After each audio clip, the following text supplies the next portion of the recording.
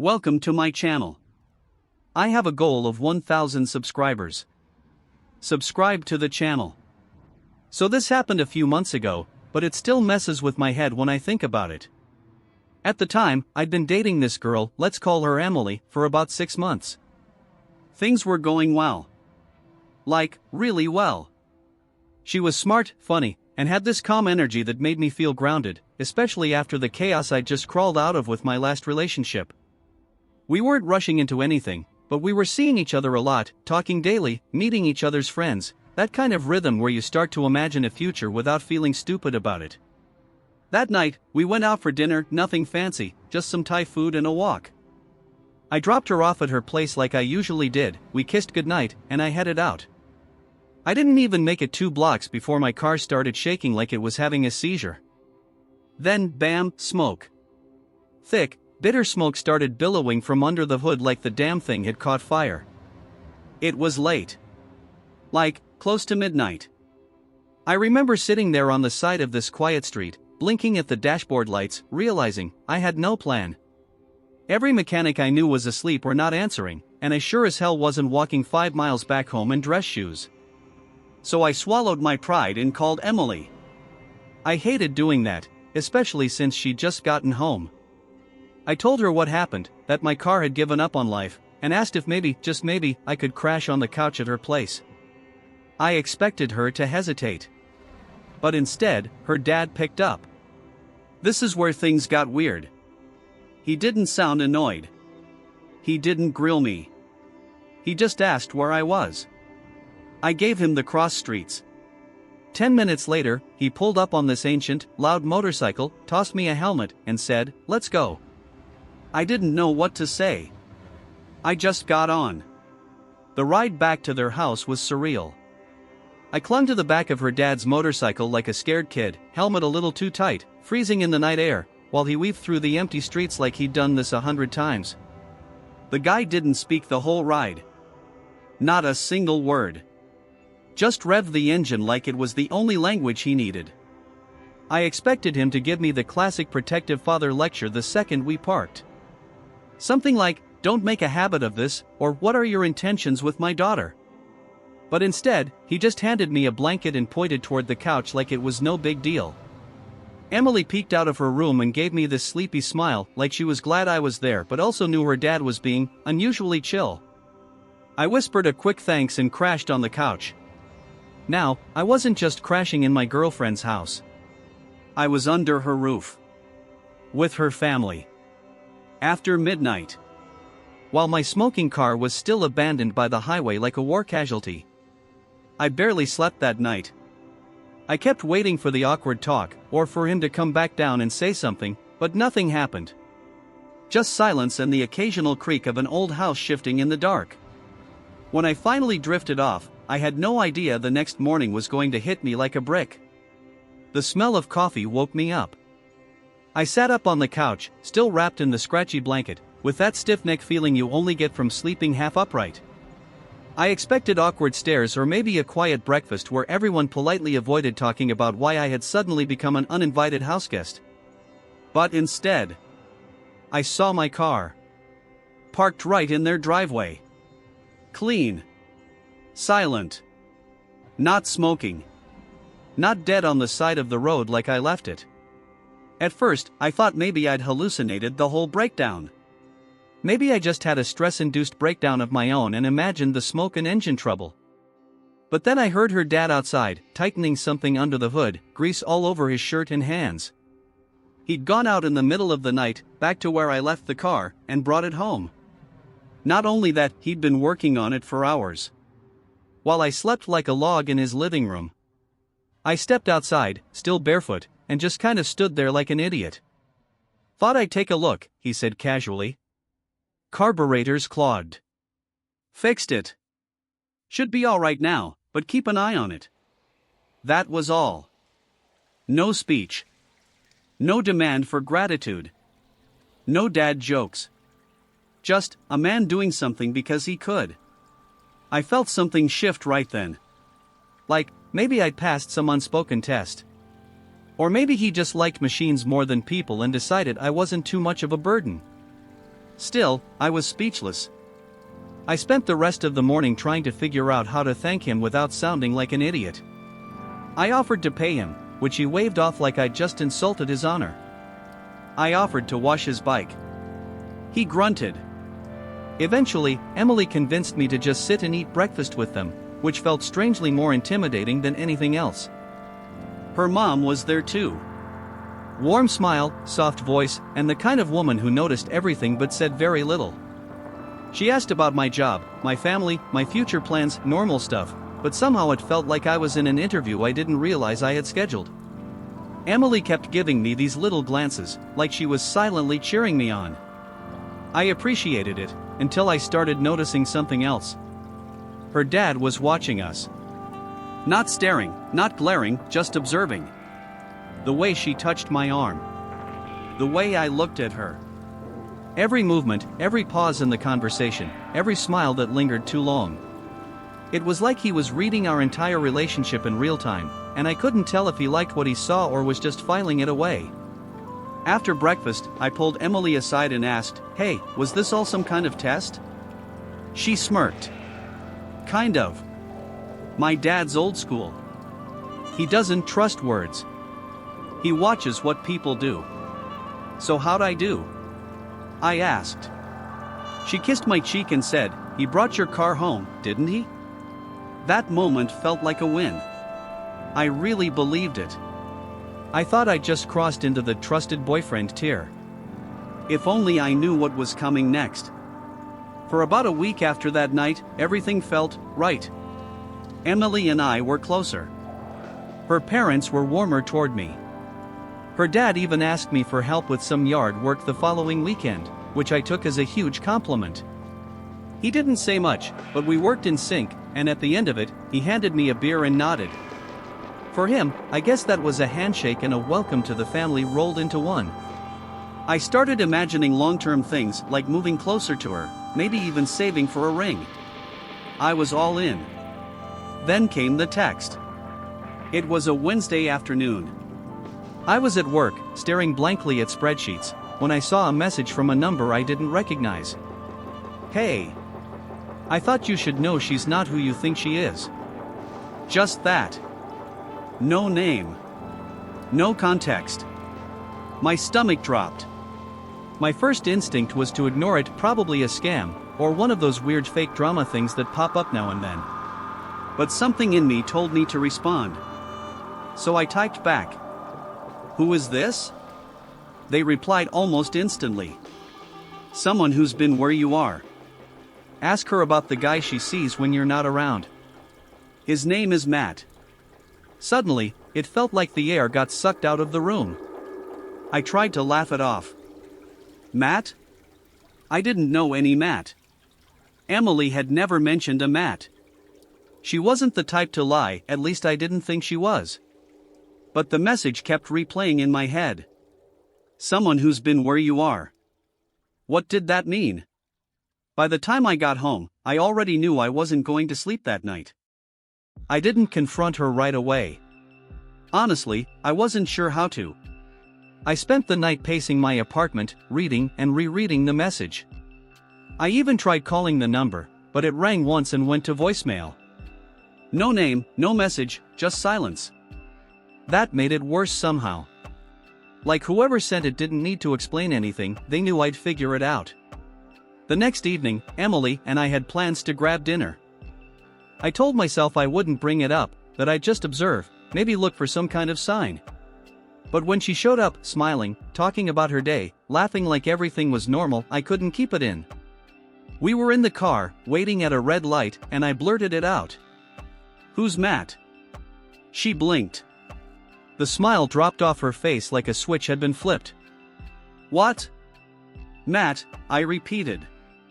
"Is there something I should know?" For a second, she just stared at me like she was deciding which version of the truth to go with. Then she looked away, out the window. And said nothing. That silence? That pause? It said everything. I felt like my lungs had collapsed. I wasn't even angry yet, just stunned. I kept staring at her, waiting, begging in my head for her to say something, anything, that made sense. But when she finally opened her mouth, all she said was, "I didn't think it would matter. Didn't think it would matter." That line echoed in my head for days. We pulled into the restaurant parking lot in total silence. I didn't even remember driving there. I just sat with my hands on the steering wheel, trying to wrap my head around what I had just heard. She finally spoke again. It wasn't anything serious. Just a phase I was going through. "It's over now." I looked at her. "A phase? Emily, I thought we were building something real here." She didn't look guilty. She looked tired. Like this was a conversation she'd had before, maybe with someone else. Maybe even with Matt. "It started before you and I got serious," she said. "He kept coming around, and I didn't want to be rude." Didn't want to be rude? I couldn't believe what I was hearing. This was the same woman whose father fixed my car at 3 a.m.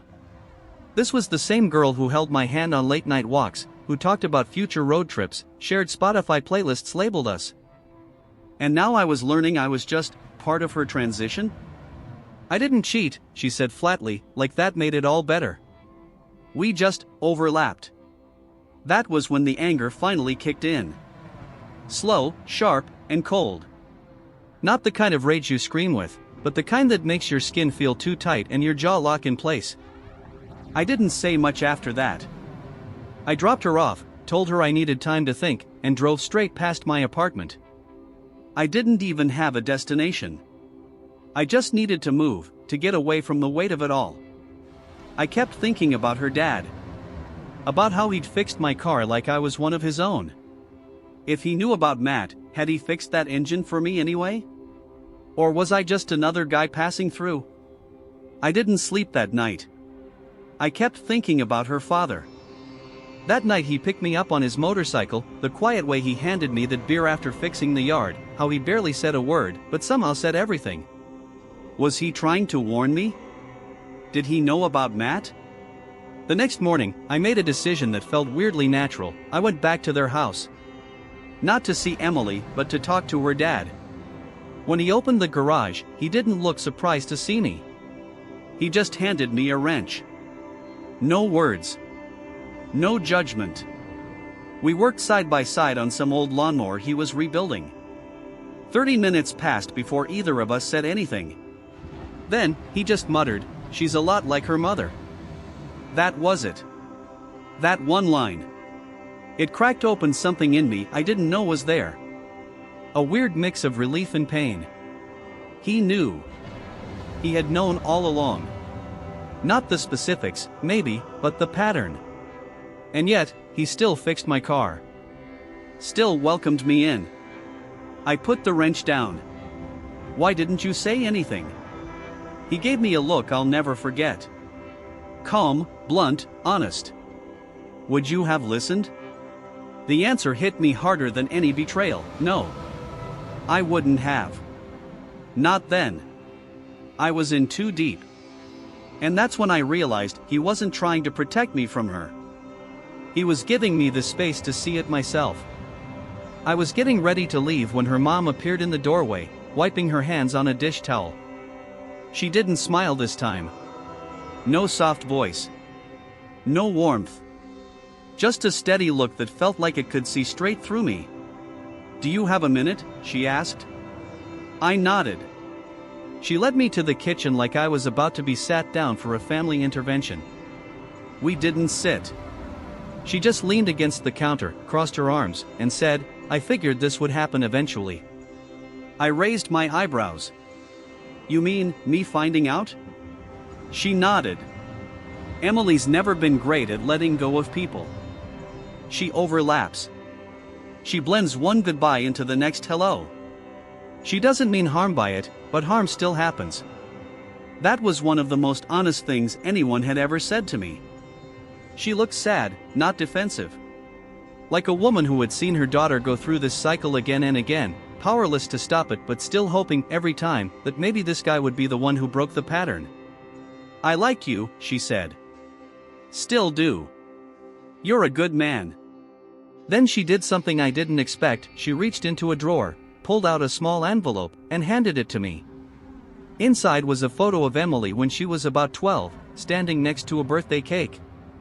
Her smile was real, joyful, open. She used to trust people without testing them first, her mom said.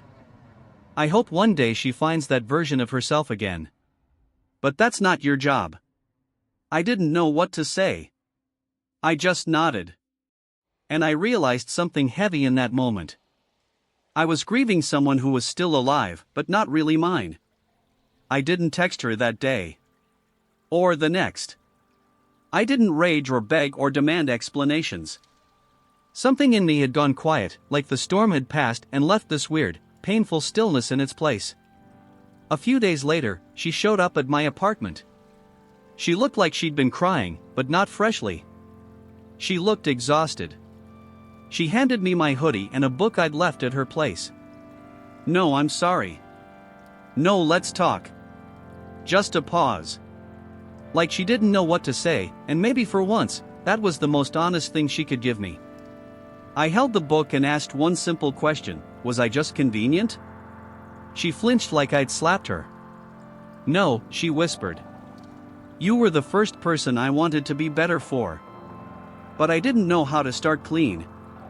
I never do. There it was. The real answer. I nodded slowly. "That's not love, Emily. That's survival." And for once, I wasn't saying it to hurt her. I was saying it to let her go. She left quietly. No dramatic scene. No door slam. Just a soft click behind her, like the final line of a chapter that never made it to the ending I imagined. I sat down on the couch, hoodie in my hands, and finally let myself cry. Not for her. But for the future I thought we were building together, and the part of me that still wanted to believe in it. The next few days felt like I was moving through thick fog. My mind kept replaying everything: her dad's quiet stare, the way Emily had looked at me when she finally spoke the truth, her mother's unexpected honesty. I kept trying to make sense of the whole situation, trying to understand what I missed or what I could have done differently. But there was no clarity. Then, one evening, as I was cooking a late dinner, my phone buzzed. It was a call from Emily's dad. I hesitated before answering. Why would he be calling me? "Hey, it's George," he said when I picked up. His voice was calm, like it always was, but there was a weight to it I hadn't expected. "Hey, Mr. Donovan. Is everything okay?" I asked, unsure of why he was reaching out. "I'm not here to talk about Emily," he said, his tone sharp. "I just wanted to check in on you. After everything. You've been through a lot, and I think you should know, you're not the only one who gets caught up in her cycles." I was stunned. "What do you mean?" "She's had a way of repeating the same mistakes with different people. She doesn't mean to hurt anyone, but she doesn't know how to stop either." I could hear him sigh deeply. "I didn't think you were the one who'd fall into it. I thought maybe you could break it.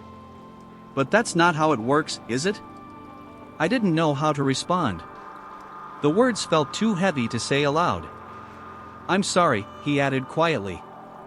"I didn't want you to think you were just another chapter for her. You were more than that. But we all have our parts to play in this." He paused, then added, "I've seen this story too many times. And I think it's time you start thinking about your own story now." I sat there, phone still pressed to my ear, trying to absorb what George had just said. His words felt like a reminder, but not a warning. More like a subtle push, like he was saying everything I needed to hear, but didn't want to. I hadn't been just another chapter. But I also wasn't the one to change the story. That stung more than anything else. It wasn't her fault. It wasn't my fault. It was just the way things were. The cycle of who she was and who I wasn't. I thanked George and ended the call, sitting in silence for a long time. I didn't know if I felt relieved, angry, or just hollow. I had been so sure that I could change things with Emily, that I could be the exception. But George's words echoed in my head, "You're not the one to break it." The next few days were a blur of work, gym sessions, and late night scrolling through social media, anything to keep my mind busy. I didn't reach out to Emily. I didn't even check if she was calling or texting. I just focused on the small things, the day-to-day. It wasn't easy. In fact, it felt like one of the hardest things I'd ever done, but I did it. Then, one Saturday afternoon, I got a message from a friend, someone I hadn't spoken to in months. The kind of friend you get busy with life and lose touch with, but you always know is there. He asked if I wanted to meet up for coffee. The kind of question that, a few months ago, would have felt like an annoying interruption. But now, it felt like a lifeline. I agreed. I needed to get out of my own head. I needed something different, something that didn't remind me of Emily. When we met, we talked about everything except the thing. He knew something was up, but I didn't want to dive into my mess. Instead, we talked about movies, work, life, just being normal again. For the first time in a while, I laughed. I didn't feel like I was faking it. I just was. It felt good to breathe again. A few weeks passed, and I thought I was starting to get a grip on things. I was keeping busy, leaning on friends, trying to push through the emotional fog that had clouded my mind for so long. But life, as always, has a funny way of throwing curveballs when you least expect them. I was walking down the street one Saturday, minding my own business, when I ran into Emily. Literally ran into her. I didn't see her at first, and the next thing I knew, I was bumping into her shoulder. She looked just as surprised as I was, but then, almost immediately, a guarded smile spread across her face. "Hey," she said, voice soft but not exactly warm. "It's been a while." I froze for a second, unsure of what to say. I hadn't really seen her in weeks, just a few quick messages that I had ignored, a couple of missed calls. Seeing her face to face felt like stepping into a room I wasn't ready to be in. "Yeah," I replied, trying to sound casual. "I've been around. Just keeping busy, you know?" She nodded, glancing around like she wasn't sure if she should keep talking. The air between us was thick with unspoken words. I could see it in her eyes, she was still wrestling with the same emotions, but I had let go. I had moved on. We stood there in awkward silence for a beat before she spoke again. I wanted to say, "I'm sorry. For everything." I was surprised. Not because she was apologizing, she had done that before, but because it felt genuine this time. There was no excuse, no, I didn't mean to hurt you, just the quiet acceptance of what had happened. "Thanks," I said, and for the first time in ages, I wasn't bitter. I wasn't angry. I was just done. I had grieved, I had moved through all of it. And now, standing here in front of her, I could finally let go without any regrets. She shifted uncomfortably, then added, "I still think about you. A lot." I didn't know how to respond to that. The truth was, I didn't think about her that much anymore. I had moved forward in ways I hadn't thought possible. "You'll find someone who gets you," I said, keeping it simple. "Someone who doesn't have to work through all this stuff. Someone who can really be there for you." Her eyes flickered with something I couldn't quite place, sadness, maybe, or regret. But she nodded. "Maybe." We stood there for a moment longer, the world around us moving as we remained in this frozen space of what was and what could have been. And just like that, we parted ways. No dramatic goodbyes. No false promises. Just two people walking in separate directions, finally ready to leave the past where it belonged. Life moved on. The weeks after running into Emily felt like a turning point in a way I hadn't fully understood until much later. I found myself more focused, more present in my own life than I'd been in months. The fog had lifted, but it wasn't just because I'd gotten over Emily, it was because I'd started to get to know myself again. I was signing up for new projects at work, reconnecting with old friends, and even going on dates. Not because I was trying to replace anyone or find a distraction, but because I finally felt ready to open up to new experiences without carrying around all the emotional baggage from the past. The hardest part, surprisingly, was not Emily or the pain of the breakup, it was realizing how much I'd lost sight of who I was in the process of trying to fix things for someone else. I had gotten so caught up in being the right person for her that I forgot to be the right person for me. And now, that had changed. I remember one night, sitting on my couch with a beer in hand, scrolling through old photos on my phone. I came across one of me and Emily, right at the beginning of everything. We were laughing, so carefree, so hopeful. And even though I felt that pang of nostalgia, there was no regret. Just acceptance. It was a chapter one was glad to have experienced, but one I was now ready to close. And that's when I realized I had learned how to trust again. Not in people, not in relationships, but in myself. I had let go of the fear that I wasn't enough, that I had somehow failed because things didn't work out with her. I was enough. I had always been enough. And I had learned, the hard way, that sometimes the most important person to fight for is the one staring back at you in the mirror. Looking back, it's easy to think of all the things I would have done differently. I could have said this, reacted that way, or walked away sooner. But that's not how life works, is it? We don't get to rewrite our past. What we get instead are lessons, sometimes painful, often uncomfortable, but lessons that shape who we are and how we move forward. I've learned that you can't change someone who doesn't want to change. You can't fix a pattern that's as much a part of them as their own skin. And trying to do so will only leave you lost, caught in the web of someone else's cycle. I've also learned that forgiveness doesn't mean letting someone back into your life. It doesn't even mean reconciling. It means letting go of the anger and the hurt, because those things only weigh you down.